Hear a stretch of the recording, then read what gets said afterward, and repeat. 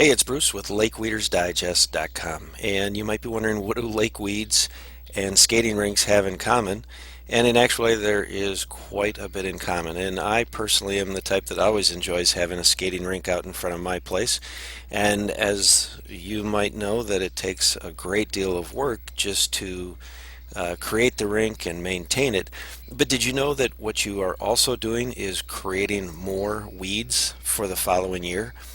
What actually happens is that even though all of us would love to have the perfect skating rink out on the lake, and even better, have a year where you don't have any snow to shovel, and so that in a case like this, we love it when this happens because we have the opportunity to skate the entire lake over, and play broom ball and ice boat and all the different things that can go on a lake.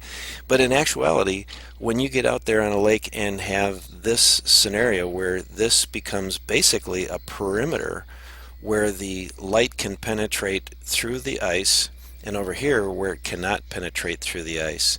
And so what you end up with is the lake weeds will come in much more full in that area. Now there are some lakes that are not as don't have weeds that are active in the winter climate, but on the majority of lakes you will find that weeds are active on the bottom, not highly visible, but they are germinating, they are growing down there.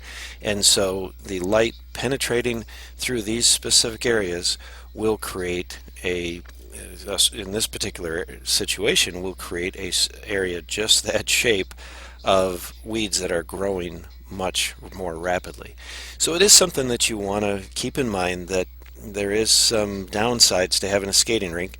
And if you ask me, I would still rather have the opportunity to enjoy my waterfront all year round, run the risk of some weeds, and of course we've got tools to take care of that at weedersdigest.com. But the idea of being able to just get out there and use the lake in the wintertime, I think is well worth that risk. In addition to managing lake weeds and helping people with tools for that, we also do have an ice resurfacer that's fantastic for ponds or ice skating rinks.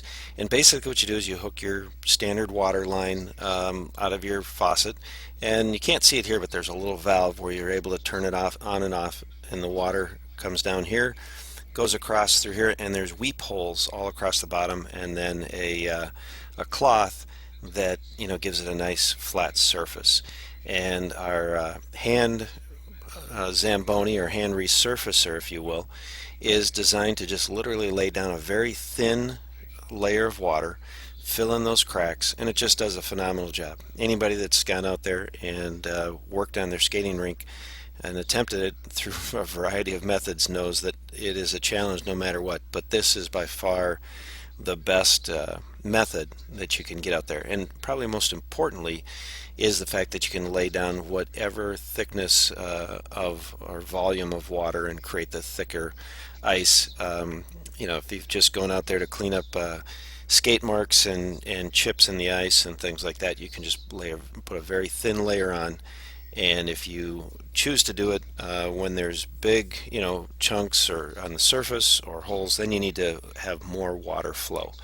So it really becomes optional. And the preference is to be able to use hot water, but that, of course, can become complicated. I pump straight out of the lake. WeedersDigest.com and ForYourShore.com, we sell a pump system, an irrigation pump system that works well for it. So we'd be more than happy to answer your questions and the items that we've covered here, which of course were lake weeds growing as a result of having a skating rink. If you are going to have a skating rink, we've got some ideas for you for getting the water out there through our irrigation pump systems, and then of course our hand resurfacer. This is Bruce with WeedersDigest.com, hoping that you have a fantastic season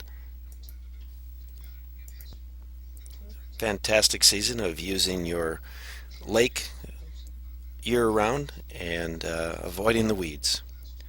Give us a call at 877-224-4899.